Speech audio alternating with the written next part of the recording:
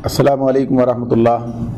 الحمدللہ وکفا وسلام علی عبادہ الذین اصطفیٰ، اما بعد فاعوذ باللہ من الشیطان الرجیم، بسم اللہ الرحمن الرحیم۔ سبح للہ ما فی السماوات وما فی الارض وہو العزیز الحکیم۔ سورۃ الحشر کا آغاز ہو رہا ہے۔ سورہ حشر سن 4 ہجری میں نازل ہوئی ہے، اور یہ سورہ غزوہ بنی نذیر پر تبصرہ ہے۔ غزوہ بنی نذیر کے بارے میں نازل ہوئی ہے، اور اس میں اس صورت میں غزوہ بنی نذیر کے بارے میں اس طرح بات کی گئی ہے کہ ابن عباس رضی اللہ تعالیٰ عنہ کے یہ الفاظ سامنے آتے ہیں کہ وہ کہتے ہیں کہ اسے سورہ نذیر کہو، یعنی سورہ اس میں بنو نذیر کے بارے میں ہی بات کی گئی ہے۔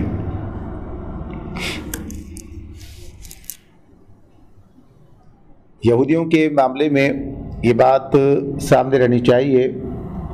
کہ نبی اکرم صلی اللہ علیہ وسلم جب مدینہ تشریف لائے تو مدینہ آنے کے بعد آپ نے جہاں ایک طرف اوس و خزرج کے ساتھ اور مکے سے آنے والے مسلمانوں کے ساتھ ایک مواخات قائم کی تھی اور امت مسلمہ کی تشکیل ہو رہی تھی، تو دوسری طرف آپ نے یہودیوں کے ساتھ بھی معاہدہ کیا تھا۔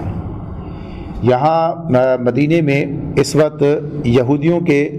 3 بڑے قبیلے پائے جاتے تھے، اور اس میں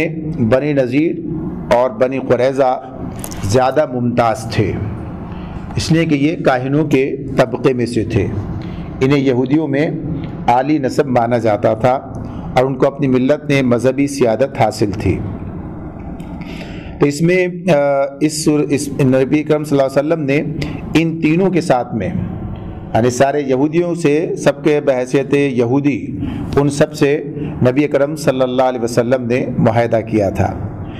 ان کا معاملہ، یہ بات تاریخ میں اس حوالے سے کافی تفصیل پائی جاتی ہے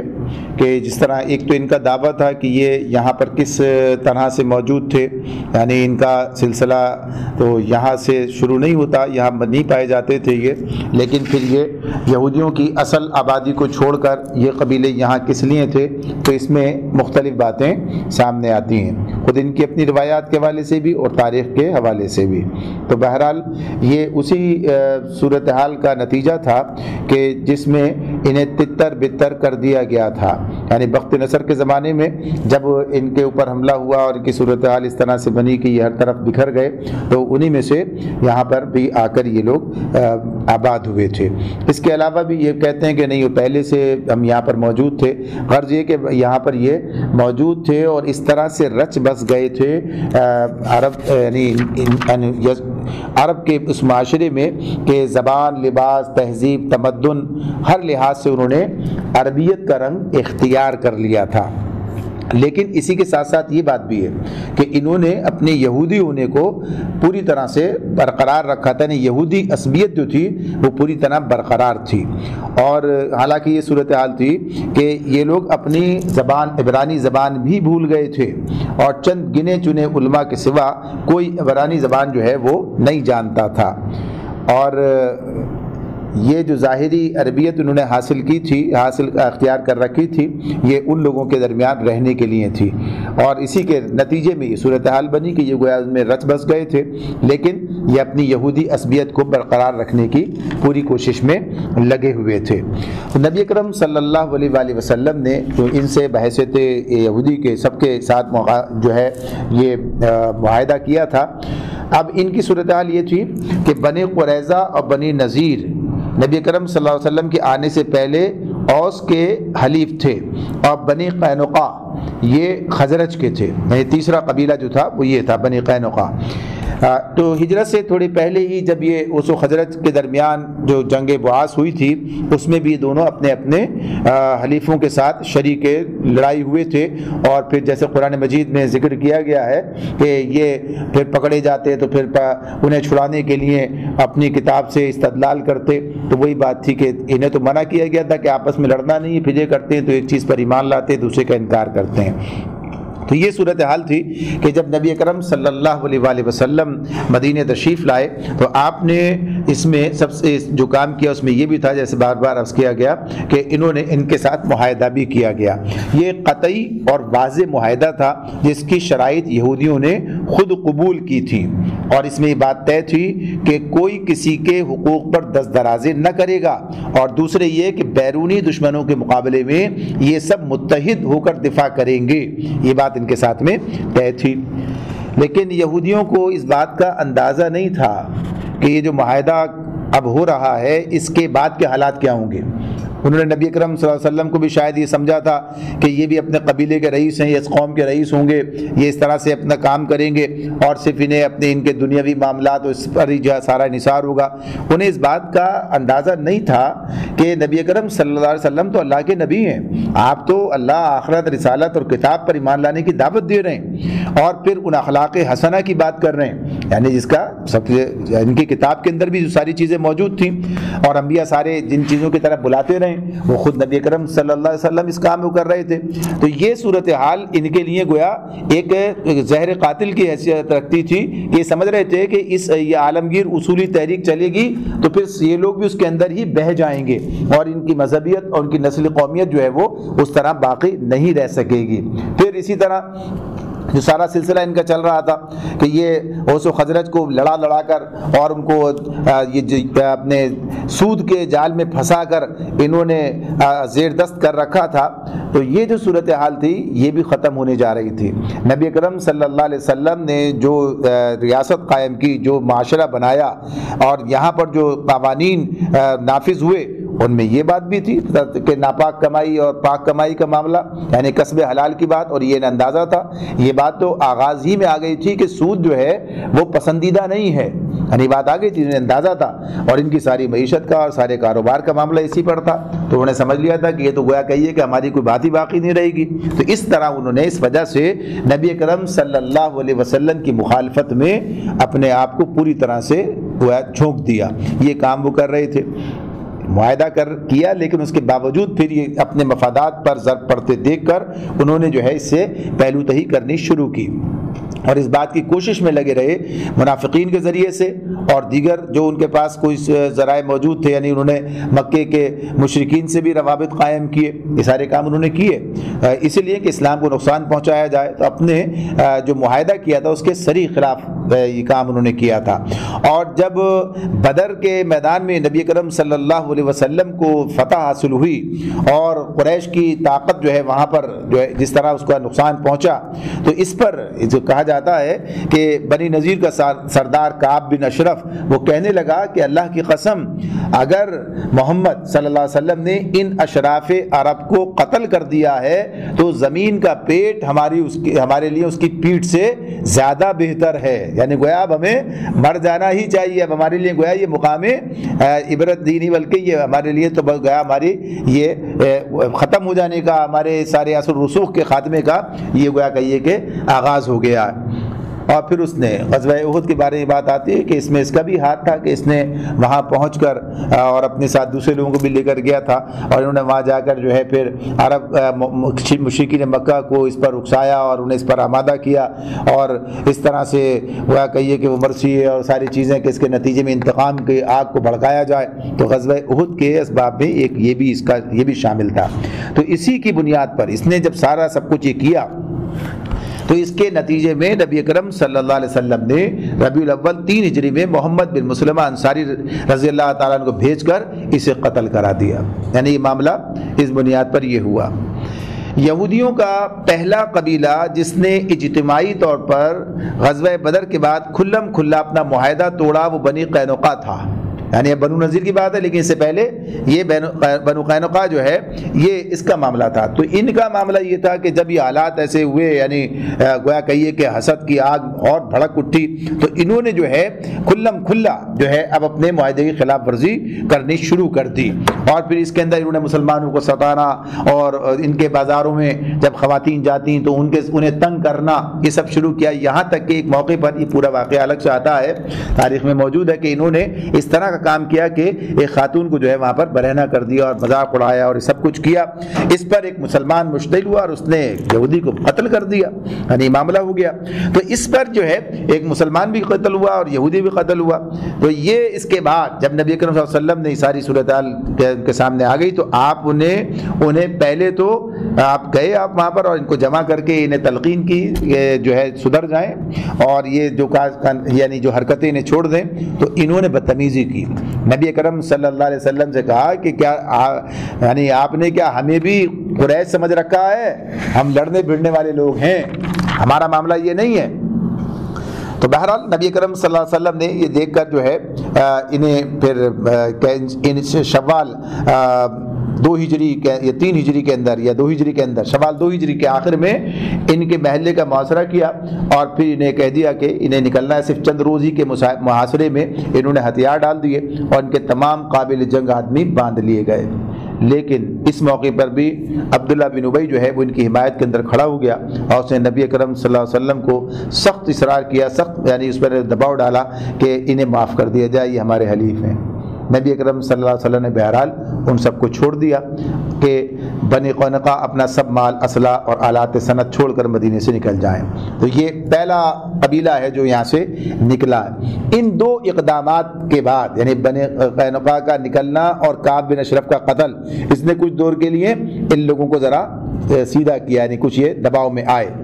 لیکن اس کے بعد پھر یہ لوگ جو ہے اپنے اس کام کے اندر شریک ہوئے. اور ایک خاص واقعہ اس حوالے سے سامنے آتا ہے کہ نبی اکرم صلی اللہ علیہ وآلہ وسلم ایک معاملے میں ان کے پاس گئے، بنو نذیر کے پاس. معاملہ یہ تھا کہ عمرو بن امیہ زمری رضی اللہ تعالی عنہ نے ان سے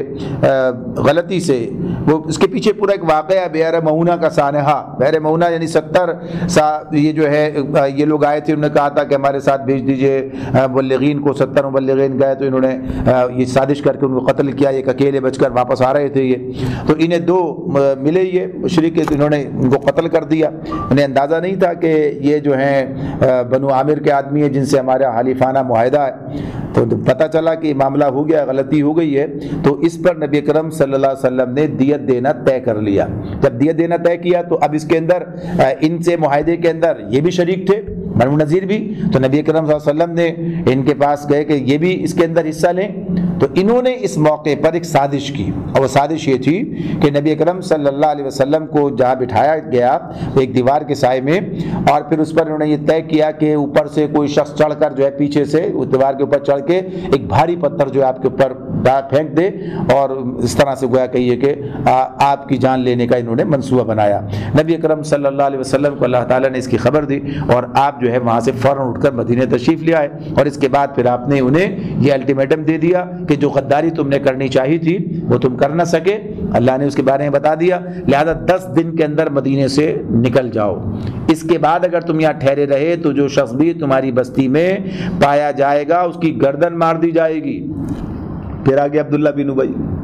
یعنی اس کا جو کام تھا، اس نے ان کو پیغام بھیجا کہ 2000 آدمیوں سے میں تمہاری مدد کروں گا، تم فکر مت کرو، ڈٹے رہو. بنی قریظہ بنی غطفان بھی تمہاری مدد کو آ جائیں گے، تم ڈٹ جاؤ، ہرگز اپنی جگہ نہ چھوڑو. تو اس کہنے پر انہوں نے بھی نبی اکرم صلی اللہ علیہ وسلم سے پھر یعنی اس بھروسے پر جو ہے آپ کو کہ الٹیمیٹم کا جو جواب دیا کہ ہم نہیں نکلیں گے، جو کرنا ہے کر لو. تو نبی اکرم صلی اللہ علیہ وسلم نے ربیع الاول 4 ہجری میں ان کا محاصرہ کر لیا اور صرف چند روز کے محاصرے کے بعد یہ وہاں سے نکلنے کے لیے تیار ہو گئے. اور اس شرط جو انہوں نے طے کی وہ یہ تھی کہ ایک اسلحے کو چھوڑ کر ایک اونٹ پر جو شخص جتنا سامان فی فرد ایک اونٹ جو سامان لے جا سکتا ہے وہ لے کر چلا جائے. تو بہرحال اس طرح سے اللہ تعالیٰ نے ان سے بھی سرزمین کو پاک کیا اور یہاں سے نکلے. صرف 2 آدمی مسلمان ہو کر یہاں پر رک گئے، یہاں ٹھہرے ان میں سے تو مسلمان ہو کر رہ گئے، باقی سب یہ نکل گئے. تو اسی پر اس صورت کے اندر تفصیلی بات کی گئی ہے، بحث کی گئی ہے. اور اس میں ان لوگوں کو یعنی پہلے تو صورت کا آغاز اس طرح سے ہوتا ہے، اسی میں یہ بات بتا دی گئی ہے کہ یہ سارا معاملہ اللہ رب العالمین کی جانب سے. غزوہ بدر کے پر جو تبصرہ سورہ انفال میں ہے وہاں بھی یہ انداز اختیار کیا گیا ہے کہ یہ جنگ جو لڑی گئی ہے، اس جنگ کے اندر اصل جو کام ہے وہ تو اللہ تعالیٰ کا ہے، یعنی اہل ایمان کے ہاتھ ضرور استعمال ہوئے ہیں اور ان کا معاملہ اپنی جگہ پر مستحکم ہے اور مستحسن ہے، اس کو اللہ تعالیٰ نے اس کی تعریف کی ہے، لیکن ساتھ ساتھ یہ کہ اللہ کی مدد کے ساتھ ہی یہ کام ممکن ہوا ہے۔ تو یہاں بھی اسی اعتبار سے بتایا گیا، آغاز اسی سے ہوتا ہے، اور ساتھ ہی ساتھ یہ بھی کہ اس حوالے سے جو قوانین پھر مرتب ہوتے ہیں، یہ بات ہمارے سامنے رہے کہ ایک اسلامی سوسائٹی جب بنتی ہے تو وقت کے ساتھ ساتھ اس کے اندر پھر قوانین آتے ہیں۔ اللہ رب العالمین کا یہ طریقہ نہیں رہا کہ پہلے سے کتاب مرتب کر کے جو ہے دے دی گئی، جب یہ سارے قوانین ہیں، اللہ کو تو معلوم ہے کیا کیا معاملات ہیں، تو اس کے مقابلے میں اللہ نے یہ طریقہ اختیار کیا کہ جب جو مسئلہ آیا اس کے مطابق جو ہے وہ کام بیان کر دی گئی۔ اور قرآن مجید کے جستہ جستہ نازل ہونے کی جو وجوہات اللہ تعالیٰ نے بتائیں، ان میں سے ایک بات یہ بھی ہے کہ جب کوئی نئی بات آئی ہم نے اس کے بارے میں تمہیں اسی وقت بتا دیا، تو اس سے سمجھنے، سمجھانے، یاد رکھنے، اس پر عمل کرنے میں آسانی ہوتی ہے۔ تو یہ سارے مضامین اس کے اندر ہیں۔ آغاز ہوتا ہے سبح للہ ما فی السماوات و ما فی الارض وہو العزیز الحکیم، اللہ ہی کی تسبیح کی ہے ہر اس چیز نے جو آسمانوں اور زمین میں ہے، اور وہی غالب اور حکیم ہے۔ پہلی بات ہوئی تھی مسبحات کے حوالے سے، ہم نے پیچھے بات کی جہاں سے آغاز ہوا تھا ان صورتوں کا جس میں یہ تسبیح کا عنوان سامنے آتا ہے، تو وہی مضمون آگے اب تک چلا آ رہا ہے، تو یہ بھی انہی میں سے ایک صورت ہے۔ تو اس میں اللہ رب العالمین نے سب سے پہلے یہی بات بتا دی ہے کہ اللہ کی ہستی کا تعارف، اللہ کی طاقت، اللہ کی قدرت اور اللہ رب العالمین کا تمام کائنات کے حوالے سے یعنی اس کی تمام کائنات کا اللہ کی تسبیح کرنا، یعنی تمام کائنات کا اللہ کے تابع ہو کر رہنا، اور اللہ کی صفت عزیز اور حکیم یہ بھی ساتھ ہی ساتھ سامنے آئی۔ اس پر ہم نے تفصیل سے پہلے بھی بات کی ہے کہ اللہ تعالیٰ سب پر غالب ہے، لیکن اپنی حکمت کے ساتھ اپنے اس طاقت کو، اپنے اس اختیار کو استعمال کرتا ہے۔ هو الذی اخرج الذین کفروا من اہل الکتاب من دیارہم لأول الحشر ما ظننتم ان يخرجوا وظنوا انهم مانعتهم حصونهم من الله فاتاهم الله من حيث لم يحتسبوا وقذف في قلوبهم الرعب يخربون بيوتهم بأيديهم وأيدي المؤمنين فاعتبروا يا أولي الأبصار۔ اللہ تعالیٰ فرماتے ہیں وہی ہے جس نے اہل کتاب کافروں کو پہلے ہی حلے میں ان کے گھروں سے نکال باہر کیا، تمہیں ہرگز یہ گمان نہ تھا کہ وہ نکل جائیں گے، اور وہ بھی یہ سمجھے بیٹھے تھے کہ ان کی گھڑیاں انہیں اللہ سے بچا لیں گی، مگر اللہ ایسے رخ سے ان پر آیا جدھر ان کا خیال بھی نہ گیا تھا، اس نے ان کے دلوں میں رعب ڈال دیا۔ نتیجہ یہ ہوا کہ وہ خود اپنے ہاتھوں سے بھی اپنے گھروں کو برباد کر رہے تھے اور مومنوں کے ہاتھوں بھی برباد کروا رہے تھے۔ پس عبرت حاصل کرو اے دیدہ بینا رکھنے والو۔ اس آیت میں اللہ تعالیٰ نے اس واقعے کی طرف بات کی ہے، آغاز ہوا اسی سے۔ تو یہاں پر جو بات کی کہ هو الذی اخرج الذین کفروا من اہل الکتاب من دیارہم لأول الحشر، کہ اول الحشر کی بات، کہ اول الحشر کے موقع پر ہی اللہ تعالیٰ نے ان اہل کتاب کو ان کے گھروں سے نکال باہر کیا۔ تو اس کا جو اول الحشر کی بات ہے، یہ اس کا یعنی پہلے ہی لأول الحشر، پہلے ہی حلے میں، ہم نے اس کا ترجمہ اس طرح سے کیا، مولانا نے اس کی تفسیر اسی طرح لکھی ہے، لیکن اول الحشر کے معنی ہے منتشر افراد کو اکٹھا کرنا یا بکھرے ہوئے اشخاص کو جمع کر کے نکالنا۔ تو اس میں مفسرین کے درمیان اختلاف ہوا ہے کہ اول الحشر سے کیا مراد ہے۔ تو پہلی بات تو یہ ہے کہ اس سے مراد یہ کہی گئی کہ بنی نذیر کا مدینے سے اخراج، یعنی یہ جو ان کا ہے کہ یہ اول الحشر یعنی پہلا اخراج ایک آ گیا، تو پہلا اخراج کا مطلب ہوتا ہے دوسرا بھی ہوگا، تو دوسرے اخراج کیا کہا گیا؟ دوسرا اخراج وہ، اس سے مراد وہ ہے کہ جب حضرت عمر رضی اللہ تعالی عنہ نے ان کو وہاں سے بلاد عرب سے یعنی جزیرۃ العرب سے جو ہے ان کو نکالا یہودیوں کو، تو یہ دوسرا حشر، اور تیسرا جو ہے وہ قیامت کے دن ہوگا۔ تو بہرحال یہ جو بات ہو رہی ہے تو ایک تو مراد اس سے یہ ہے، اور دوسری گروہ کے نزدیک اس سے مراد مسلمانوں کی فوج کا اجتماع ہے جو بنی نذیر سے جنگ کے لیے ہوا تھا، اور اس کا مطلب یہ ہے کہ ابھی مسلمان ان سے لڑنے کے لیے جمع ہوئے ہی تھے، اور کچھ تو خون کی نوبت بھی نہ آئی تھی کہ اللہ تعالیٰ کی قدرت سے وہ جلا وطنی کے لیے تیار ہو گئے، یعنی پہلے ہی حلے میں۔ تو یہ بات اس اعتبار سے، تو اس میں شاہ ولی اللہ رحمۃ اللہ علیہ اور شاہ عبد القادر رحمۃ اللہ علیہ نے اس کا ترجمہ اسی طرح سے کیا کہ پہلی بھیڑ ہوتے ہی تو یعنی پہلی دفعہ جمع ہوئے تو وہ اسی وقت نکل گئے۔ تو یہ جو بات ہوئی کہ ایسا کیوں کر ہوا، یعنی ان کا معاملہ اس طرح سے، یہ کہ کس بنیاد پر ہوتا ہے، یہی بات اللہ تعالیٰ کی مدد کی اور اہل ایمان کی نصرت کی اور ان کے خلاف جو اقدام ہوا اس کی سامنے آتی ہے۔ تو اللہ تعالیٰ فرماتے ہیں ما ظننتم ان یخرجوا، یعنی وہ یہ انہیں گمان ہی نہ تھا، وہ سمجھتے ہی نہ تھے یہ کہ وہ نکل جائیں گے، یعنی یہ بات جو ہے یہ معاف کیجئے، ما ظننتم، تمہیں یہ گمان نہیں تھا، یعنی اہل ایمان سے بات ہو رہی ہے، اہل ایمان سے بات ہو رہی ہے کہ ما ظننتم، تمہیں ہرگز یہ گمان نہ تھا ان یخرجوا کہ وہ نکل جائیں گے، یعنی کہ اتنی آسانی کے ساتھ یہ نکل جائیں گے، یہ بات ہو رہی ہے۔ اصل میں بنی قینقاع کا معاملہ تو یہ تھا کہ یہ مدینے کے اندر رہتے تھے، بنی قینقاع مدینے کے اندر رہتے تھے اور اسی یعنی مدینے کے ایک محلے میں، لیکن یہ مدینے سے باہر تھے اور انہوں نے بڑی مضبوط گڑھیاں بنا رکھی تھیں، ان کے قلعے تھے اور پوری آبادی ان کی اپنی تھی، یعنی کوئی اس کے اندر موجود نہیں تھا۔ تو گویا کہ یہ ایک طرح سے اپنی جگہ پر ہی مستحکم تھے اور ان کی تعداد بھی مسلمانوں سے کم نہیں تھی۔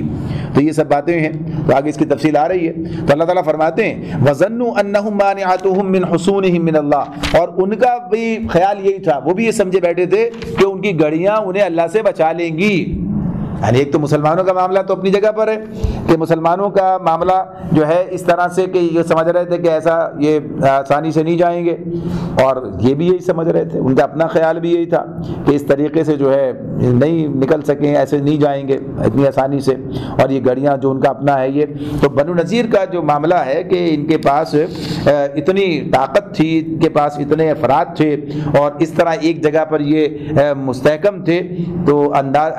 یہ انہیں بھی اندازہ نہیں تھا کہ باہر سے لوگ آئیں گے اور یعنی دوسرے لوگ اور معاشرے کے اندر ہی یہ جو ہے ان کو چھوڑ کے جانا پڑے گا۔ تو اللہ رب العالمین نے اس کے بارے میں بتایا کہ اس کی بنیاد کیا بنی، فآتاہم اللہ من حیث لم یحتسبوا، مگر اللہ ایسے رخ سے ان پر آیا جدھر ان کا خیال بھی نہ گیا تھا۔ یہی بات سورہ انفال میں ہے، غزوہ بدر کے موقع پر وہاں بھی اللہ نے کہا یہ کہ اللہ نے ان کے دلوں میں رعب ڈال دیا، جو کہا نا وَقَذَفَ فِي قُلُوبِهِمُ الرُّعْبَ، اس نے ان کے دلوں میں رعب ڈال دیا۔ تو اللہ ایسے رخ سے ان پر کی طرف آیا، اللہ کہیں گیا نہیں تھا، مقصد یہ کہ اللہ نے وہ کام کیا، وہ سمجھ رہے تھے کون ہمیں جو ہے اس طرح سے ہم پر حملہ آور ہو کے ہمیں یہاں سے نکال سکتا ہے، اللہ نے ان کے اندر ہی سے جو ہے وہ کام کر دیا کہ ان کے دلوں میں رعب پڑ گیا، اس کا نتیجہ پھر یہ نکلا۔ تو یہ جو معاملہ ہے اس اعتبار سے یہ جو چیز ہے کہ اس صورتحال میں یہ اللہ کی نصرت، اللہ کی مدد، تو اس میں اللہ رب العالمین نے اس صورتحال کو بیان کیا ہے، اور یہ بات اس اعتبار سے یہاں پر اہم ہے ہمارے لیے، ویسے تو قرآن بیان کر رہا ہے تو ہر بات ہی اہم ہے، لیکن اس اعتبار سے بھی کہ لوگ ظاہری چیزوں سے دھوکہ کھا جاتے ہیں اور سمجھتے ہیں یہ بھائی انہیں کیسے نکالا جا سکتا ہے، ان سے کیا معاملہ۔ ایک طرف تو یہ کہ نبی اکرم صلی اللہ علیہ وسلم نے کس بنیاد پر انہیں یہ چیلنج کر دیا نکل جاؤ یہاں سے۔ اب یہ چیلنج کر دینے کا مطلب کیا تھا؟ یہ تھا کہ نکالا جائے گا، نکلو گے نہیں تو نکالا جائے گا، یعنی معاملہ تھا اس لیے کہ انہوں نے صریح طور پر معاہدے کی خلاف ورزی کی تھی، انہوں نے صریح طور پر معاہدے کی خلاف ورزی کی تھی، یعنی معاہدہ کرنے کے بعد انہوں نے اس کے خلاف کا یعنی اس کو رد نہیں کیا، بلکہ انہوں نے جو ہے اس کے خلاف کام کیا، جس سے وہ معاہدہ جو ہے ختم ہو گیا۔ وہ معاہدہ جو ہے اگر یہ ویسے معاہدہ ختم کرتے کوئی بات کرتے تو اس کی بات ہوتی، انہوں نے یعنی گویا معاہدہ توڑا تھا۔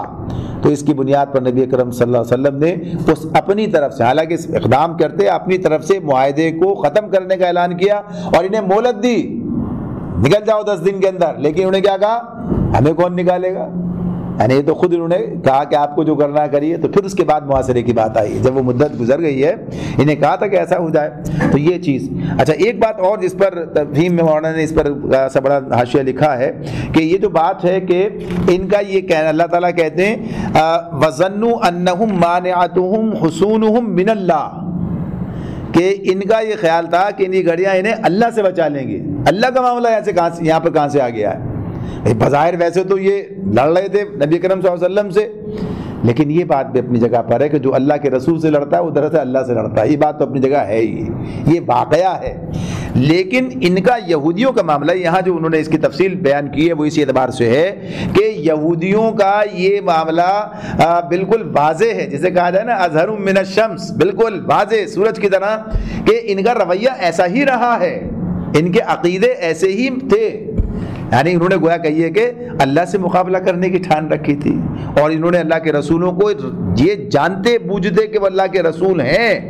ان کے ساتھ زیادتی کی، ظلم کیا، قتل کیا، مخالفت کی، سب کچھ کیا، یعنی معاملہ کیا۔ عیسیٰ علیہ السلام کو جب انہوں نے اپنی دانست میں جب گویا کہیے کہ انہوں نے انہیں پھانسی چڑھا دیا، سلیب پہ چڑھا دیا، تو انہوں نے کہا ہم نے کہ عیسیٰ رسول اللہ کو ہم نے قتل کر دیا ہے، ہم نے جو ہے انہیں پھانسی چڑھا دیا، گویا یہ کہ مصلوب کر دیا، تو یہ ان کا کہنا تھا، حالانکہ ایسا ہوا نہیں، لیکن اپنی دانست میں تو انہوں نے ایسا کیا۔ جب ان کے سامنے بات ہوئی کہ کسے چھوڑا جائے، برابا ڈاکو کو یا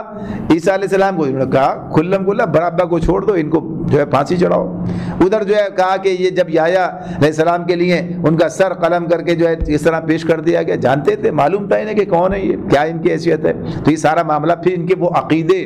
کہ جن کا ذکر کیا ہے اس مقام پر تفہیم القرآن کے اندر، کہ یہ یعقوب علیہ السلام کے حوالے سے کیا عقیدے رکھتے ہیں، یعنی یہ کہتے ہیں اسرائیل کا مطلب ان کے پاس کیا ہے، اسرائیل کے معنی یہ کہتے ہیں کہ وہ جس کے ساتھ اللہ کی کشتی، معاذ اللہ، یعنی کہ یہ اس کا ترجمہ اس کے معنی یہ نکالتے ہیں کہ اللہ کے ساتھ کشتی کرنے والا، معاذ اللہ، یعنی تصور سے باہر ہے کہ اس طرح کا بھی کوئی عقیدہ ہو سکتا ہے۔ اور پھر ساتھ ساتھ یہ بھی کہ پھر انہوں نے یہ بھی کہا کہ اللہ اسے پچھاڑ نہ سکا، معاذ اللہ، یعنی اس قدر کہ تصور سے باہر۔ اور یہ بات یہی ہے کہ جب عقیدے کا بگاڑ پیدا ہوتا ہے تو انسان جانے کہاں چلا جاتا ہے، پھر کبھی وہ یہ کہتا ہے کہ یہ معاملہ ہے، کبھی وہ کہتا ہے کہ اللہ کی مدد کی ہے کسی نے، تو یہ سارے جو معاملات ہیں، یہ سب بگاڑ کی جو کیفیات ہیں، تو یہ سب ان کا تھا۔ تو ظاہر ہے کہ جب ان کا یہ معاملہ اس طرح سے ہو تو پھر یہ بھی وہی ہے، یعنی جب یعقوب علیہ السلام کے بارے میں تو ان کا اپنا معاملہ بھی اسی طرح، یہ انہی کی اولاد ہیں، تو یہ کھل کر آئے، اللہ کے رسول کا مقابلہ انہوں نے کھل کر کیا تھا، یہ جاننے کے باوجود کہ یہ اللہ کے رسول ہیں، اس کے باوجود انہوں نے کیا تھا، تو اس کا مطلب ہے کہ اللہ سے لڑنے کے لیے تیار تھے یہ، اور اللہ سے لڑ کر کوئی کامیاب ہو نہیں سکتا،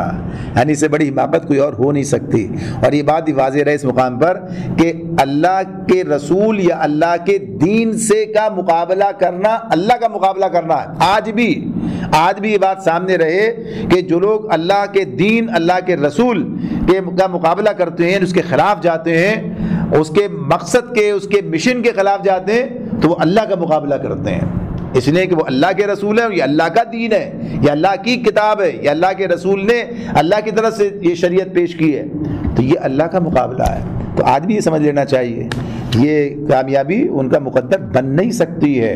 باطل کا کبھی بھی نہیں بن سکتی، وہ کبھی کامیاب نہیں ہو سکتے۔ یہ الگ بات کہ آج حق جو ہے وہ باطل کا مقابلہ کرنے کے لیے اس طرح میدان میں موجود نہیں ہے،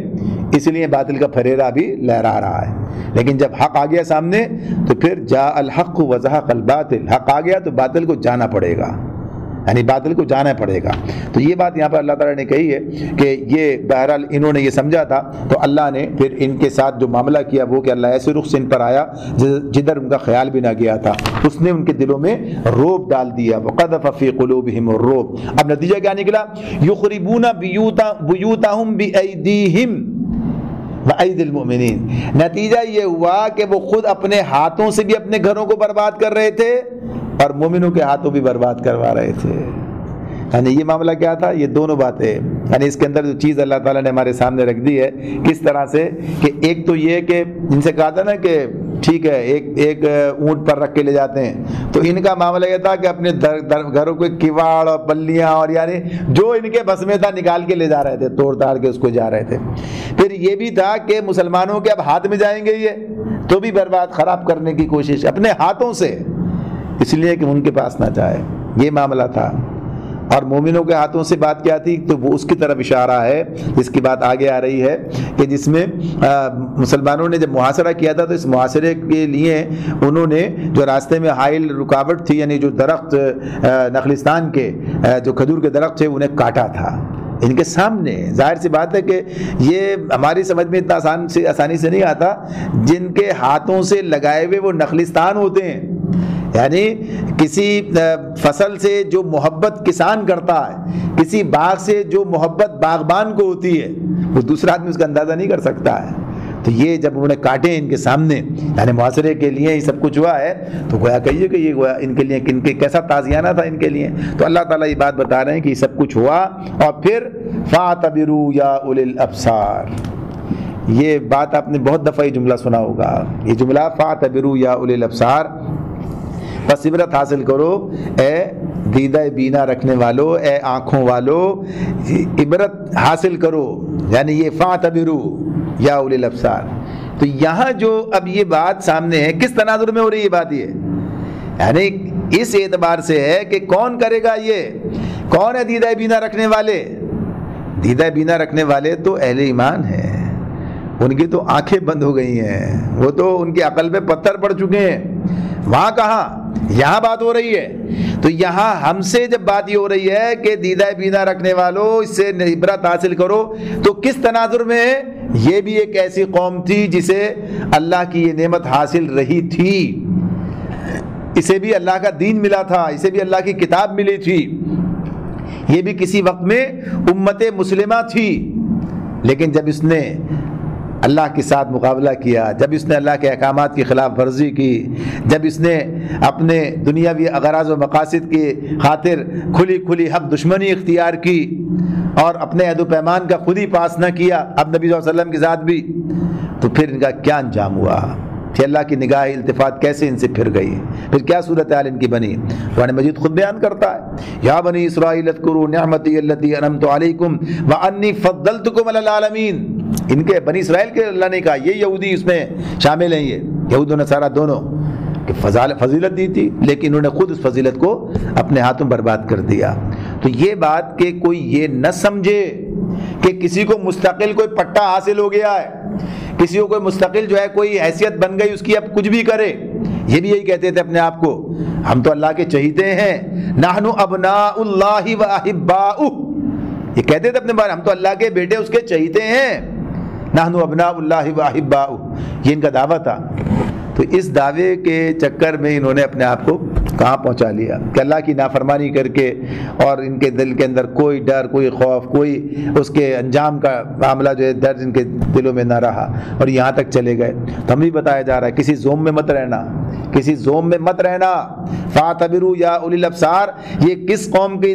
رودات بیان ہو رہی ہے؟ جو کبھی تھی اس جگہ پر جہاں آج تم ہو۔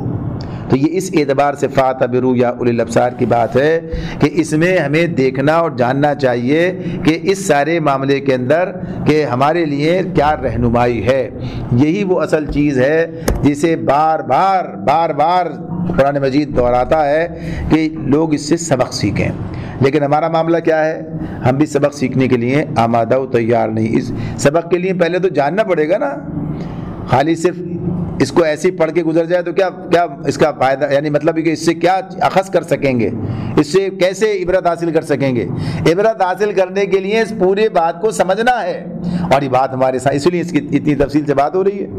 تو یہ ضروری چیز ہے۔ فاعتبروا یا اولی الابصار، تو اللہ تعالیٰ یہ بات کہتے ہیں کہ تمہیں جو ہے اس سے عبرت حاصل کرو اے دیدہ بینا رکھنے والو۔ ولولا ان كتب الله عليهم الجلاء لعذبهم في الدنيا ولهم في الآخرة عذاب النار، اگر اللہ نے ان کے حق میں جلا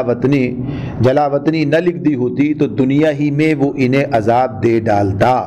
اور آخرت میں تو ان کے لیے دوزخ کا عذاب ہے ہی۔ یعنی یہ بات اللہ تعالیٰ فرما رہے ہیں کہ یہ اللہ تعالیٰ نے ان کے لیے جلا وطنی لکھ دی تھی، تو اللہ کے فیصلے، اللہ تعالیٰ کے اپنے کام ہیں۔ جیسے کہتے ہیں نا اللہ نے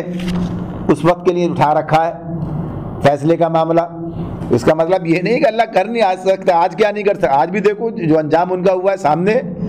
یہ بات اپنی جگہ پر کہ اللہ کب کیا چاہتے ہیں، اللہ کی حکمت بالغہ اللہ تعالیٰ خود سمجھتے ہیں۔ تو یہ بات بتا دی کہ اگر یہ بات اللہ نے ان کے حق میں نہ لکھی ہوتی تو یہی ان کا معاملہ، یعنی دنیا کا عذاب تو ان کو یہاں پر ہی مل جاتا۔ بہرحال اگر یہاں پر بچ بھی گئے تو آخرت میں تو ہے ہی، ویسے عذاب کی ایک شکل تو یہ بھی تھی جس طرح سے جا رہے تھے، تو اللہ تعالیٰ کہتے ہیں کہ کس طرح اپنے گھروں کو برباد کر رہے ہیں اور کیا ان کی کیفیت تھی ان کے دلوں کی. تو یہ اللہ نے کہا کہ یہ بہرحال اس سے بھی بڑھ کر دنیا کا عذاب ان کے لیے یعنی قتل ہو جاتے ہیں. یہاں پر یہ بھی ہو سکتا تھا، یا اللہ نے بہرحال ان کو جلا وطن کر دیا. اور آخرت میں بہرحال عذاب ہے، آخرت کے عذاب سے بچ نہیں سکتے جب تک کہ ایمان نہ لائیں. آگے فرمایا اللہ تعالیٰ نے ذالک بأنہم شاقوا اللہ ورسولہ ومن یشاق اللہ فإن اللہ شدید العقاب. یہ سب کچھ اس لیے ہوا، ذالکہ یعنی جو واقعہ ہے پورا، یہ ذالکہ یہ سارا واقعہ یہ سب کچھ اس لیے ہوا کہ بأنہم شاقوا اللہ ورسولہ، انہوں نے اللہ اور اس کے رسول کا مقابلہ کیا. ومن یشاق اللہ فإن اللہ شدید العقاب، اور جو بھی اللہ کا مقابلہ کرے اللہ اس کو سزا دینے میں بہت سخت ہے. ابھی پیچھے بات تھوڑی دیر پہلے بات کر رہے تھے، یہی بات تھی کہ جو اللہ کا مقابلہ اللہ کے رسول کا مقابلہ کرتا ہے تو اللہ کا مقابلہ کرتا ہے، یا اللہ اس کے رسول کا، یہ دونوں کی بات ہوتی ہے. اور اب ہم کیا کہیں گے، جو اللہ کے دین اللہ کے رسول اللہ کے دین کا مقابلے میں آتا ہے وہ اللہ کے مقابلے میں آتا ہے. یہ سب ایک بات ہے، اور اس کا انجام پھر کیا ہے، پھر وہ اللہ کی پکڑ میں آ جاتا ہے، پھر اللہ اسے سخت سزا دیتا ہے. تو یہی بات اس میں بتائی جا رہی ہے. ما قطعتم من لینۃ او ترکتموها قائمة او ترکتموها قائمة على اصولها فبإذن اللہ وليخزي الفاسقین. تم لوگوں نے کھجوروں کے جو درخت کاٹے یا جن کو اپنی جڑوں پر کھڑا رہنے دیا، یہ سب اللہ ہی کے اذن سے تھا، اور اللہ نے یہ اذن اس لیے دیا تاکہ فاسقوں کو ذلیل و خوار کرے. جیسے ابھی بات ہو رہی تھی کہ محاصرہ کرنے کے لیے درختوں کو کاٹا گیا تھا، درختوں کو کھجور کے درختوں کو کاٹا گیا تھا. کھجور کے درخت کی بڑی اہمیت ہے، کھجور کا درخت اور نخلستان اور وہاں عرب کے اندر خاص طور پر جو معاملہ تھا. تو اس معاملے میں یہ جب کچھ ہوا کہ بنو نذیر کے اطراف میں جو نخلستان واقع تھے ان کے بہت سے درختوں کو کاٹ ڈالا ہے، جلا دیا تاکہ محاصرہ بآسانی ہو سکے. تو لوگوں نے اب ظاہر ہے کوئی موقع جانے نہیں دیتے، دشمن دشمنی ہے، چاہے وہ منافقین کی صورت میں ہوتا یا کسی اور صورت میں ہوتا. تو اسے حالانکہ جو کام نبی اکرم صلی اللہ علیہ وسلم کی موجودگی میں کیا جا رہا ہے، آپ کی سرکردگی میں، چاہے آپ نے اس کا حکم نہ دیا ہو براہ راست، لیکن آپ کی موجودگی میں جو کام کیا جا رہا ہو اس کو سند حاصل ہے. یعنی اس پر کوئی اعتراض کیسے کر سکتا ہے؟ صرف وہی اعتراض کر سکتا ہے اس کے دل میں ایمان نہیں ہے. یعنی کوئی اہل ایمان، کسی اہل ایمان کا یہ معاملہ نہیں ہو سکتا. تو بہرحال یہ اعتراض کرنے والے وہاں موجود تھے کہ جنہوں نے اعتراض کیا تو یقیناً منافق تھے. اگر مسلمانوں کے درمیان تھے تو منافق تھے. اب باقی یہودی کہتے تھے تو ظاہر ہے ان کا معاملہ تو اپنی جگہ پڑتا کہ بھائی یہ مسلمان بڑے اصلاح کے علم بردار بن کر اٹھے ہیں، یہ تو فساد فی الارض کر رہے ہیں، ہرے بھرے درختوں کو کاٹ رہے ہیں، دیکھو یہ برباد کر رہے ہیں. یہ یعنی آج بھی کہتے ہیں نا، یہ جب جو لوگ یہ جنگ ونگ کرنے آتے ہیں، یہ جو بات کے ادوار ہیں، ان کا معاملہ کیا ہوتا ہے، سارا انفراسٹرکچر تباہ کر دیتے ہیں. یعنی جن قوموں کے اوپر حملہ آور ہوتے ہیں ان کو نقصان پہنچانے کے لیے، ان کو وہ کہیے کہ اس طرح جو بھی ترقی ان کی اسے ختم کرنے کے لیے، انہیں کمزور کرنے کے سب کچھ کر رہے ہوتے ہیں. لیکن مسلمانوں کا معاملہ یہ نہیں ہے، مسلمانوں کا معاملہ یہ نہیں ہے. اور یہ بات مسلمانوں کے جو جنگی قوانین ہیں، یعنی جو جہاد کے قوانین ہیں، ان کے اندر بتائی گئی ہیں کیا کرنا ہے کیا نہیں کرنا ہے. تو یہ بات اپنی جگہ ہے کہ جنگی ضروریات کے لیے جو تقریبی کارروائی ناگزیر ہو وہ فساد فی الارض کی تعریف میں نہیں آتی. جنگی ضروریات کے لیے جو تقریبی کارروائی ناگزیر ہو، شرط یہ ہے ناگزیر ہو، وہ فساد فی الارض کی تعریف میں نہیں آتی. بلکہ فساد فی الارض یہ ہے کہ کسی فوج پر جنگ کا بھوت سوار ہو جائے اور وہ دشمن کے ملک میں گھس کر کھیت مویشی باغات عمارات ہر چیز کو تباہ کرتا چلا جائے، جیسے کہ دوسرے لوگ کرتے ہیں. تو مسلمانوں کا معاملہ یہ نہیں تھا. تو اس اعتبار سے یہ بات جو ہے اس کے اندر پوری طرح سے واضح کی گئی ہے، اور اس کے اوپر پورا وہ کہ یہ مختلف روایات بیان کی گئی ہیں، پوری اس کے اوپر تفصیلی بحث کی گئی ہے کہ کیا کیا کام کر سکتے ہیں، کس کس طریقے سے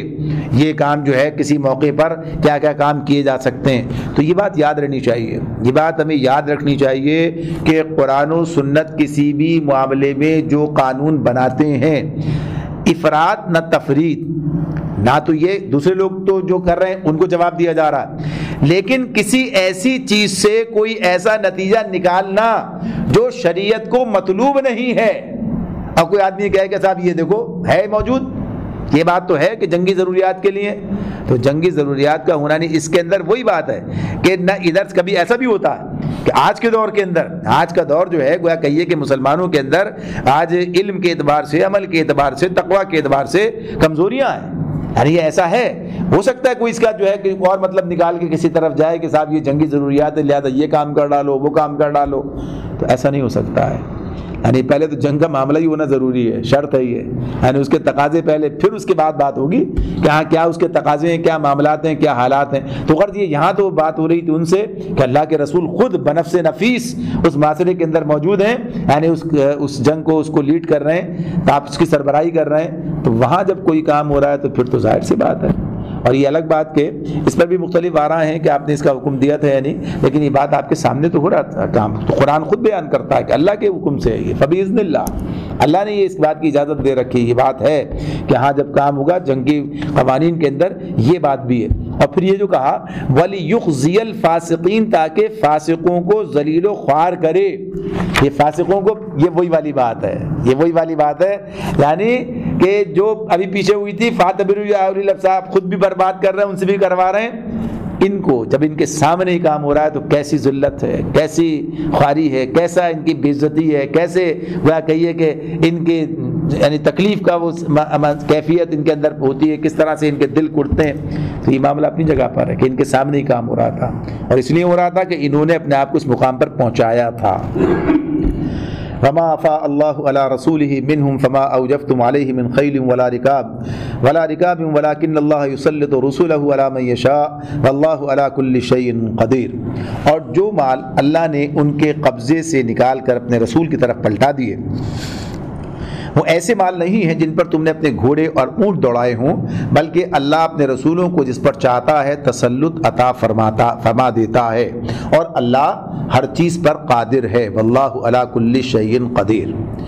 اب یہ جو بات اب یہاں پر آ رہی ہے یہ اب قانون کی بات ہے، یعنی اس معاملے میں جو قانون بنا ہے تو اس کی بات اس میں مال فے کے حوالے سے وما افاء اللہ اس کی بات ہو رہی ہے.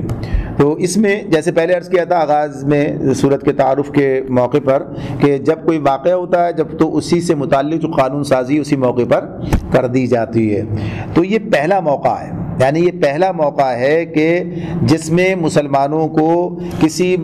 اسلامی مقبوضات جو میں شامل ہوا، کوئی علاقہ یعنی علاقہ فتح ہو کے اسلامی مقبوضات میں شامل ہے. بدر میں تو لڑائی ہوئی تھی اور ظاہر سی بات ہے کہ وہ وہاں پر جو بھی مال غنیمت چھوڑ کے وہ بھاگ گئے تھے جو ان سے حاصل ہوا تھا، جو قیدی پکڑے گئے تھے. تو کوئی زمین پہ قبضہ کرنا، کوئی اس طرح سے کوئی مفتوحہ زمین، کوئی ایسا علاقہ ان کے قبضے میں آنا، یہ سب نہیں تھا اس وقت میں. یہ معاملہ جو ہے تو وہ اس طرح ہے کہ اب یہ پہلا موقع ہے کہ جس کے اندر یہ سب کچھ ہوا ہے.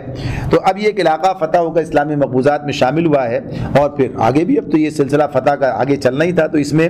اللہ تعالیٰ نے اس کے بارے میں بتایا کہ یہ کون سا قاعدہ ہوگا. غنیمت کا قاعدہ تو پہلے بتا دیا گیا تھا. اس کے لیے جو مال فے کا، یہ جو مال فے کہا گیا تو اس کا مطلب ہے یعنی اس اصطلاح کا پلٹا کر لائے ہوئے اموال. مال فے کا اس کا ہے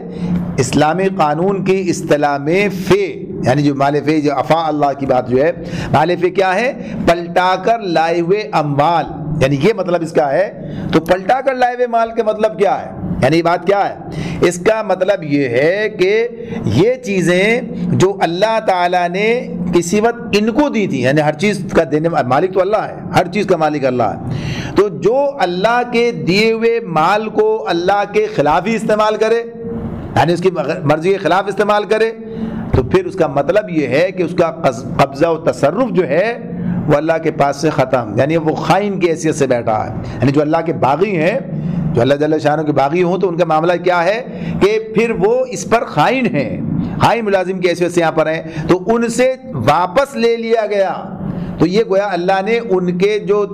ان پر ان کا حق جو اللہ کے دینے سے تھا وہ اللہ نے جب واپس دیا تو ان کا حق ختم ہو گیا. اب یہ اللہ نے ان سے لے کر ان کو دے دیے. تو یہ براہ راست اللہ تعالیٰ کی طرف سے دیے گئے اہل ایمان کو ان سے لے کر ان کے حوالے کیے. مال تو اللہ کا ہے، مال اللہ کا ہے۔ تو اس اعتبار سے یہ اس کے لیے جو مال فی کی بات ہے،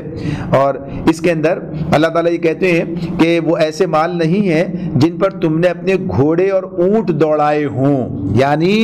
جو میدان جنگ کے اندر اونٹ اور گھوڑے دوڑانے سے مراد کیا ہے؟ یعنی جنگ لڑ کر، قتال کے میدانوں سے گزر کر جو چیز حاصل ہوتی ہے اس کی بات ہو رہی ہے۔ تو یہ ایسے مال نہیں ہیں۔ تو اس میں یہ بات ہمارے سامنے آ جاتی ہے کہ اب دو الگ الگ قوانین بن گئے۔ پہلے تو یہ دو، پھر اس کے اندر بھی آگے چل کر ایک میں سے بھی دو ہو جاتے ہیں۔ تو پہلا تو یہ کہ جو جنگ کر کے جنگ کے میدان میں جو اموال حاصل ہوتے ہیں وہ غنیمت کہلاتے ہیں، اور اس کا حکم سورہ انفال کی آیت 41 میں اللہ رب العالمین کی طرف سے ہے، اور اس میں بتا دیا گیا ہے کہ اس کے 5 حصے کیے جائیں، 4 حصے لڑنے والی فوج میں تقسیم ہوں گے اور ایک حصہ بیت المال میں داخل کر کے ان مصارف میں صرف کیا جائے گا جو اللہ تعالیٰ نے بتائے ہیں۔ جبکہ فے کا حکم یہ ہے کہ اسے فوج میں تقسیم نہیں کیا جائے گا، بلکہ وہ پوری کی پوری ان مصارف کے لیے مخصوص ہوگی جو اللہ تعالیٰ نے خود اسی موقع پر بیان کیے، بتائیں کہ کیا کیا اس کا معاملہ ہوگا۔ تو اس میں یہی بات ہے کہ جنگی کارروائی کے نتیجے میں نہیں ہے۔ تو اس میں جو پھر بڑی تفصیلی بات ہے، اس کے اندر فقہاء نے اس پر بڑی بات کی ہے کہ کیسے کیا ہے۔ تو اس کی بنیاد کیا ہے؟ بنیاد یہ ہے کہ غنیمت صرف وہ اموال منقولہ ہیں جو جنگی کارروائیوں کے دوران میں دشمن کے لشکروں سے حاصل ہوں، ان کے ماں سوا دشمن ملک کی زمینیں، مکانات، دوسرے اموال منقولہ و غیر منقولہ غنیمت کی تعریف سے خارج ہیں۔ یہاں یہ بات بھی سامنے رہے کہ جب جنگ ختم ہو جائے اس کے بعد جو چیز ملے گی وہ بھی مال فے میں جائے گی، غنیمت میں نہیں جائے گی۔ اور اس کے بارے میں ایک روایت اس طرح سے ہمارے سامنے آ جاتی ہے کہ ایک صحابی ہیں جنہیں جو ہے ان کے ہاتھ میں دشمن کے کیمپ سے جو ختم ہو جانے کے بعد مال غنیمت ہو گیا، جمع سب ہو گیا، اس کے بعد جو ہے انہیں دشمن کے کیمپ سے 2 تھیلیاں جو ہے ملی ہیں جواہرات کی، تو انہوں نے وہ اس بارے میں تھے کہ یہ غنیمت میں شمار کیا جائے کہ مال فے میں۔ حضرت عمر رضی اللہ تعالیٰ کے ساتھ سامنے پیش کیا گیا معاملہ، تو انہوں نے یہ رقم بیت المال میں داخل کرائی کہ یہ مال فے میں ہے۔ تو جنگ کے دوران جنگ ختم ہو جائے اس کے بعد اب وہ علاقہ یعنی دارالسلام میں شامل ہو گیا، اب اس کے بعد جو کچھ وہاں سے ملے گا۔ تو یہ پوری اس کی تفصیل ہے کہ جو اس کے اعتبار سے سامنے آتی ہے۔ اور پھر اس کے اندر بھی مال فے کے اندر بھی ایک اس کے اندر بھی 2 قسمیں الگ الگ کر دیتے ہیں۔ ایک وہ صلح کے نتیجے میں حاصل ہونے والا مال، جو بہرحال صلح بھی روب کے نتیجے میں ہوتی ہے، ایسا نہیں ہوتا کہ اس کے بعد ہی ہوتی ہے۔ اور پھر ایک یہ بھی ہے کہ لڑائی ہونے کے بعد پھر بعد میں جو چیزیں آتی ہیں تو ان کا معاملہ، تو دوسرا جو صلح کا معاملہ اس میں تو مال فے کی بات بالکل طے ہے، دوسرے کے بارے میں گفتگو ساری ہے مفسرین جو ہے اس کے بارے میں کرتے ہیں۔ تو یہ اس کا پورا معاملہ سامنے آتا ہے۔ تو یہاں پر صرف ہمارے سامنے یہ بات رہے کہ اللہ رب العالمین یہ بات کہتے ہیں کہ یہ الگ معاملہ ہے اور یہ اللہ تعالیٰ کی طرف سے ہے، اور اللہ تعالیٰ ہی وہاں بھی غنیمت کا قانون قاعدہ بیان کرنا بھی کس کا حق تھا؟ اللہ کا حق تھا، اور یہ مال فے کا قاعدہ قانون بیان کرنا بھی اللہ ہی کا حق ہے کہ اللہ ہی نے اس کو بیان کیا ہے۔ یہ اللہ تعالیٰ ہی، ایک تو یہ نہیں کہ اللہ تعالیٰ کام تو ہم نے کیا، قانون در سے آ رہا ہے، کام بھی اللہ ہی نے کیا، اور ویسے بھی یہ کام جو کوئی کچھ ہے سب کچھ اللہ تعالیٰ کی ہی مدد سے، اس کی نصرت سے، اس کی مشیت سے۔ اور اہل ایمان نہ مال کے لیے لڑتے ہیں نہ جائیداد کے لیے لڑتے ہیں، اہل ایمان تو لڑتے ہی اپنی ذمہ داری پوری کرنے کے لیے۔ اسی کو کہا ہے کہ شہادت مطلوب و مقصود مومن، نہ مال غنیمت نہ کشور کشائی۔ تو یہ مزاج بنایا ہے، بتایا یہ، لیکن بہرحال یہ مال غنیمت آتا بھی ہے اور مال فے بھی آتا، تو اس کے قوانین بھی بنائے جاتے ہیں اس کے بعد کہ ٹھیک ہے اب اس کا قانون کیا ہوگا۔ تو اللہ رب العالمین فرماتے ہیں ما افاء اللہ علی رسولہ من اہل القری فللہ وللرسول ولذی القربى والیتامى والمساکین وابن السبیل کی لا یکون دولۃ بین الاغنیاء منکم وما آتاکم الرسول فخذوہ وما نہاکم عنہ فانتہوا واتقوا اللہ ان اللہ شدید العقاب۔ فرمایا جو کچھ بھی اللہ ان بستیوں کے لوگوں سے اپنے رسول کی طرف پلٹا دے وہ اللہ اور رسول اور رشتہ داروں اور یتامہ اور مساکین اور مسافروں کے لیے ہے، تاکہ وہ مال تمہارے مالداروں ہی کے درمیان گردش نہ کرتا رہے۔ جو کچھ رسول تمہیں دے وہ لے لو، اور جس چیز سے وہ تم کو روک دے اس سے رک جاؤ، اللہ سے ڈرو، اللہ سخت سزا دینے والا ہے۔ اس آیت میں بھی کئی چیزیں جمع ہو گئی ہیں۔ تو یہ اور باقی تو بات آگے چلتی ہے، اسی پر بات مکمل کرتے ہیں۔ اللہ تعالیٰ فرماتے ہیں پہلی بات تو یہی کہ جو کچھ یہاں سے ملے گا، اب مال فیکی کا کہاں خرچ ہوگا اس کی بات، اس کی مت بتائیے۔ اللہ اور رسول رشتہ داروں، یتامہ، مساکین اور مسافروں کے لیے، یہ اللہ تعالیٰ کی طرف سے اس کی تقسیم کا معاملہ جو ہے وہ سامنے آتا ہے کہ یہ تقسیم کس طرح ہوگی۔ تو اس میں سب سے پہلا حصہ اللہ اور رسول کا ہے۔ تو اس کا معاملہ کیا ہے کہ نبی اکرم صلی اللہ علیہ وسلم اس حصے میں سے اپنا اور اپنے اہل و عیال کا نفقہ لے لیتے تھے، اور باقی آمدنی جہاد کے لیے اسلحہ اور سواری کے لیے جانور فراہم کرنے پر خرچ کرتے تھے، اور باقی تو بازیں یعنی مساکین، یتیم، یہ جو بات ہیں رشتہ داروں، اور یہاں رشتہ داروں سے مراد کیا ہے؟ رشتہ داروں سے مراد نبی اکرم صلی اللہ علیہ وسلم کے رشتہ دار ہیں، یعنی آپ کے رشتہ داروں کا معاملہ ہے، یعنی بنی ہاشم اور بنی المطلب کے افراد جو کہ نبی اکرم صلی اللہ علیہ وسلم کے رشتہ دار تھے۔ ظاہر ہے کہ ان کے حقوق آپ پر عائد ہوتے تھے، آپ کے پاس کوئی ذریعہ آمدنی نہیں ہے، یعنی آپ نے تو اپنے آپ کو اس کام کے لیے وقف کر رکھا ہے، لہٰذا اب یہ اللہ تعالیٰ کی طرف سے ہو گیا کہ اس کے ذریعے آپ اپنے ان رشتہ داروں کے حقوق بھی ادا کر سکیں جو آپ کی مدد کے ضرورت مند ہوں، یعنی اس کی آپ ضرورت محسوس کریں کہ ان کی مدد ہونی چاہیے تو اس مت سے کریں گے۔ نبی اکرم صلی اللہ علیہ وسلم کے بعد یہ الگ اور مستقل حصے کی حیثیت سے باقی نہیں رہا، یعنی وہ اللہ اس کے وہ جو والا تھا نبی صلی اللہ علیہ وسلم کا وہ بھی جو ہے ختم ہوا، اور دوسرا اس کے لیے بھی یہ ہو گیا۔ تو اس کے اندر یہ بات اس اعتبار سے ہے، یہاں پر یہ چیز اس کے تفصیل میں تو اس وقت جانے کا موقع نہیں ہے کہ یہ جو نبی اکرم صلی اللہ علیہ وسلم کے لیے تھا یہ آپ کے منصب رسالت کی بنیاد پر تھا، یہ منصب امامت کی بنیاد پر تھا، اس میں اختلاف ہے کہ اس اعتبار سے پھر اس کی یعنی آگے لوگوں کو یہ ملے گا کہ نہیں ملے گا، یعنی اب مسلمانوں کے جو لوگ اس منصب پر آئیں گے تو انہیں یعنی امامت کے انہیں اس کا حصہ ملنا چاہیے یا نہیں، لیکن یہی بات اس اعتبار سے ہے کہ اب یہ دوسرا حصہ جو جیسے رشتہ داروں کا پھر انہی کے رشتہ داروں کی طرف جائے گا، تو ایسا نہیں، اس کو نبی اکرم صلی اللہ علیہ وسلم کے لیے ہی خاص کیا گیا۔ تو یہ دو حصے اس طرح سے ہو گئے۔ اب اس کے بعد باقی جو ہیں وہ سب کے سب بہرحال ادھر ہی جائیں گے، جس طرح سے اس میں بتا دیے کہ بیت المال کی آمدنی کے جو ذرائع ہیں ان میں مال زکوٰۃ اور مال فے یہ جو ہیں یہ بنیاد رکھتے ہیں، تو اس کے ذریعے سے بھی سارے کام جو ہیں وہ سب کے سب انجام دیے جائیں گے، اور اصل اس کا جو معیاری بات ہے وہ خلفائے راشدین کا عمل ہے کہ انہوں نے اپنے زمانے میں جو عمل کیا وہی حجت ہے، تو اس اعتبار سے اس کی بات ہے۔ اب اس کے بعد جو چیز ہمارے سامنے مزید آتی ہے وہ یہ ہے، اللہ رب العالمین کہتے ہیں تاکہ یعنی یہ جو کام کیا گیا ہے تاکہ کیلا یکون دولتم بین الاغنیاء منکم، تاکہ وہ تمہارے مالداروں ہی کے درمیان گردش نہ کرتا رہے، یہ جو بات اس کے اندر ہے، یعنی معاشیات کا ایک بہت بڑا قانون اس کے اندر جو ہے سامنے آ جاتا ہے ہمارے، یعنی یہ اسلام کے نظام معاشیات کے حوالے سے یہ ایک اصولی آیت ہے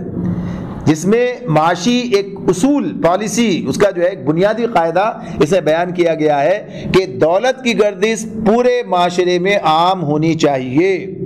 کوئی ایسا طریقہ مال سے مالداروں کے درمیان گھومتا رہے، امیر روز بروز امیر ہوتا رہے، غریب غریب ہوتے چلے جائیں، جیسا کہ دیگر نظام، اور اس کی تازہ مثال سرمایہ دارانہ نظام میں امیر امیر تر اور غریب غریب تر ہوتا چلا جاتا ہے، جبکہ اسلام کا جو نظام معاشیات ہے وہ کیا ہے، وہ دولت کی مناسب تقسیم معاشرے کے اندر کرتا ہے، اور اس کے اندر یہ بات اپنی جگہ رہتی ہے، اس میں بھی امیر غریب دونوں موجود ہوتے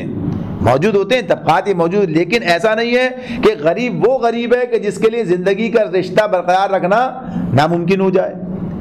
اس کے لیے وہ سارے بندوبست اللہ تعالیٰ کی طرف سے ہیں، اور اسی طرح سے یہ بھی کہ امیر مال کی دولت میں مال کی محبت میں اتنے گویا اس کے اسیر ہو جائیں کہ ساری دنیا کا مال دولت لپیٹ کر جو ہے سمیٹ کر اپنے پاس ہی رکھنا چاہیں، تو یہ ایک توازن جو ہے اسلام قائم کرتا ہے۔ تو اس میں یہ بات بتا دی کہ یہ بہرحال اسلام کا ایک قاعدہ ایک کلیہ ہے جس کی بات آگے اور دیگر حوالوں سے بھی آئے گی، کئی لا یکون دولتم بین الاغنیاء منکم، تو اس معاملے میں بھی یہ قانون یعنی اس ایک معاملے میں بھی ہے، اس کے علاوہ بھی ہے۔ وراثت کیا ہے؟ وراثت ایک آدمی سے کتنے آدمیوں کے اندر تقسیم ہوتی ہے؟ وراثت کا جو یہ تو ہم یہاں بیٹھ کے تھوڑا سا سوچ رہے ہوتے ہیں یہ بڑے بڑے زمیندار، بڑے جاگیردار، بڑے بڑے یہ جو جب زمین تقسیم ہوتی ہے کرتے نہیں ہیں،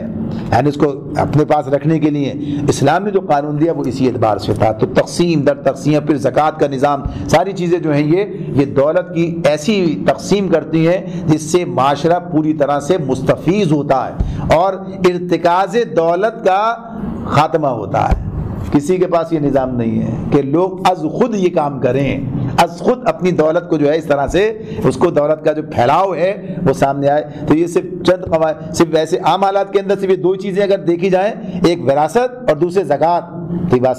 سمجھ میں آ جاتی ہے کہ کس طریقے سے اسلام دولت کے ارتکاز کو ختم کر کے اس کے پھیلاؤ کو اور اس کے منتشر، اس کو لوگوں تک منتقل ہونے کی بات کرتا ہے۔ اور پھر ایک اصولی بات دوسری سامنے آ گئی۔ دوسری بات کیا آ گئی؟ اب ظاہر سی بات ہے کہ جس کے پاس ہوتا ہے اس کے ہاتھ سے نکلتا ہے، لوگوں کے اپنے اپنے خیالات ہوتے ہیں۔ تو اللہ رب العالمین یہ بتا رہے ہیں کہ جو قاعدہ اور قانون اللہ نے مقرر کیا ہے، یہ جو مقرر کیا ہے اس کے ساتھ اہل ایمان کا تعلق کیسا ہونا چاہیے، یعنی وہ اصلاً اللہ کے رسول سے وابستہ ہے۔ تو کیا فرمایا؟ وما آتاکم الرسول فخذوہ، جو کچھ رسول تمہیں دیں وہ لے لو، وما نہاکم عنہ فانتہوا، اور جس چیز سے وہ تم کو روک دیں اس سے رک جاؤ۔ یہ بھی بڑی بنیادی بات ہے۔ اب ویسے تو یہ ظاہر ہے انہی اموال کے تقسیم کے حوالے سے بات ہو رہی ہے، یعنی بنی نذیر کے جو اموال تھے جو ان سے حاصل ہوئے تھے اس کے انتظام کے معاملے میں یہ بات ہو رہی ہے، یا فے کا جو اموال فے کی تقسیم کے معاملے میں بات ہو رہی ہے کہ جو نبی اکرم صلی اللہ علیہ وسلم طے کریں، یا جو جن مداد کے اندر تو جس کو جو دیں اسے آدمی تسلیم کر لے، قبول کر لے۔ لیکن یہ معاملہ صرف اتنا ہی نہیں ہے بلکہ یہ الفاظ عام ہیں، یہ صرف اموال فے کی تقسیم تک محدود نہیں رہیں گے، بلکہ اس کا منشا یہ ہے کہ تمام معاملات میں مسلمان رسول اکرم صلی اللہ علیہ وسلم کی اطاعت کریں۔ اور الفاظ خود بتا رہے ہیں، اللہ تعالیٰ نے جہاں یہ کہا کہ وما آتاکم الرسول فخذوہ، آتاکم الرسول فخذوہ، جو کچھ رسول تمہیں دیں وہ لے لو، اور پھر یہ نہیں کہا کہ جو نہ دیں اس پر مطمئن ہو جاؤ، اس پر جو ہے یعنی کوئی تمہارے اندر اس کی طلب نہ ہو، یہ سب نہیں، بلکہ کیا کہا؟ وما نہاکم، جس سے تمہیں منع کریں، جس سے تمہیں روکیں، یعنی تمہیں جو ہے تم اس سے رک جاؤ، انہو فانتہو، وما نہاکم، اس سے تم رک جاؤ، انہو فانتہو، جس سے وہ تمہیں روکیں، جس سے وہ تمہیں روکیں، وما، اس سے تم رک جاؤ، وما نہاکم، تم اسے جن سے اللہ کے رسول تمہیں روک رہے ہیں اس سے تمہیں رک جانا چاہیے۔ تو اس اعتبار سے نبی کرم صلی اللہ علیہ وسلم کی کامل اتباع، آپ کی اطاعت مقصود ہے، چاہے وہ مالی معاملات ہوں، چاہے وہ معاشرتی معاملات ہوں، کوئی بھی جو چیز ہے، یعنی پوری شریعت پر یہ آیت جو ہے استدلال کرتی ہے کہ جو کچھ نبی کرم صلی اللہ علیہ وسلم سے ثابت ہے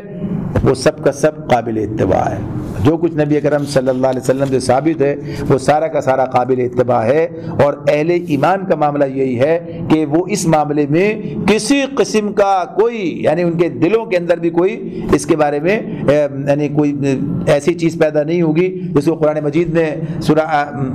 نساء کی آیت 65 میں اس طرح کہا ہے نا کہ تمہارے دلوں میں ذرا سی بھی اس کے خلاف کوئی رنجش بھی پیدا نہیں ہونی چاہیے، یعنی بالکل من و عن خوشی کے ساتھ میں جو ہے اسے قبول کرنا۔ تو اس میں نبی اکرم صلی اللہ علیہ وسلم کا ارشاد ہے، آپ فرماتے ہیں جب میں تمہیں کسی بات کا حکم دوں تو جہاں تک ممکن ہو اس پر عمل کرو،